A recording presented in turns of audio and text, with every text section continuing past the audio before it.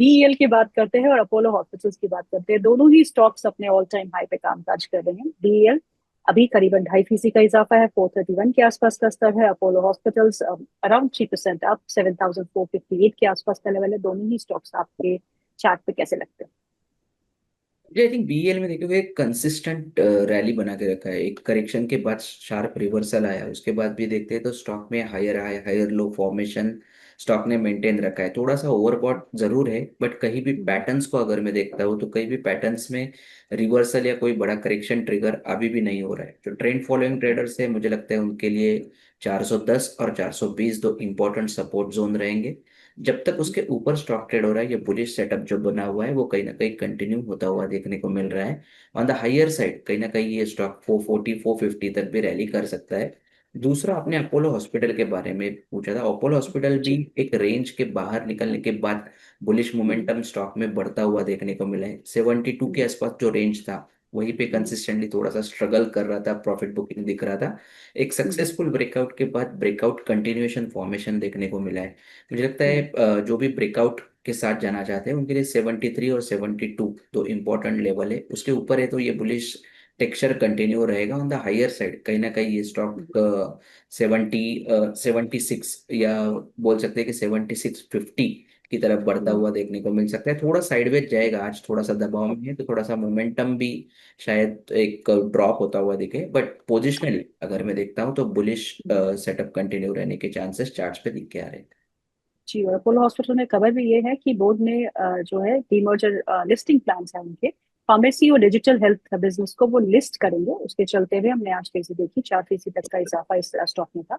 अभी भी 3% ऊपर काम काज जाया करते हुए। आज ऑटो के बिक्री के आंकड़े भी आए, जहां एक बार फिर बजाज ऑटो ने निराश किया। अगर टू व्हीलर की बिक्री के आंकड़े देखें तो वहां पे बिलो एक्सपेक्टेशन रही, लेकिन एमएनएम की सेल्स काफी अच्छी रही। टोटल सेल्स जो एमएनएम की रही वो 78,969 यूनिट्स रही, वर्सेस 69,397 यूनिट्स, जो एस्टिमेट से बेटर था।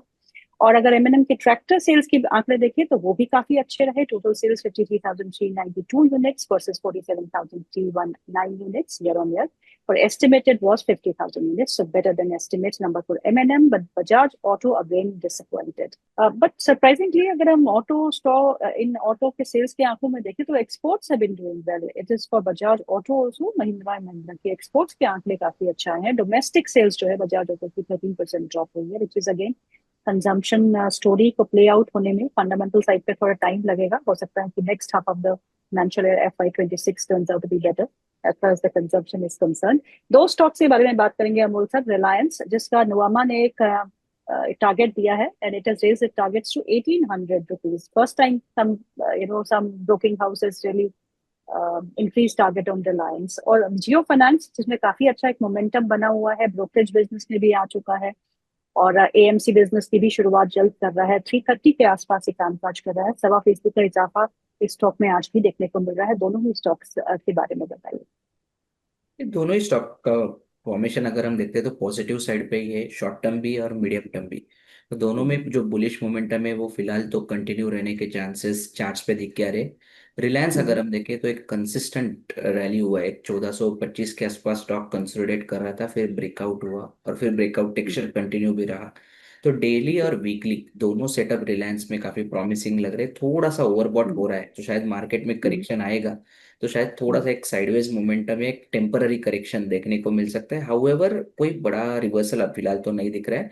वन फोर हम्म, सेवन फाइव एक इम्पॉर्टेंट सपोर्ट जोन रहेगा। जब तक उसके हम्म, ऊपर है I think positive momentum continue रहने के चांसेस रिलायंस में दिख के आ रहे हैं। ऑन द हायर साइड कहीं ना कहीं 1550 1600 तक के भी level positional point of view से ओपन होते हुए देखने को मिल रहे हैं।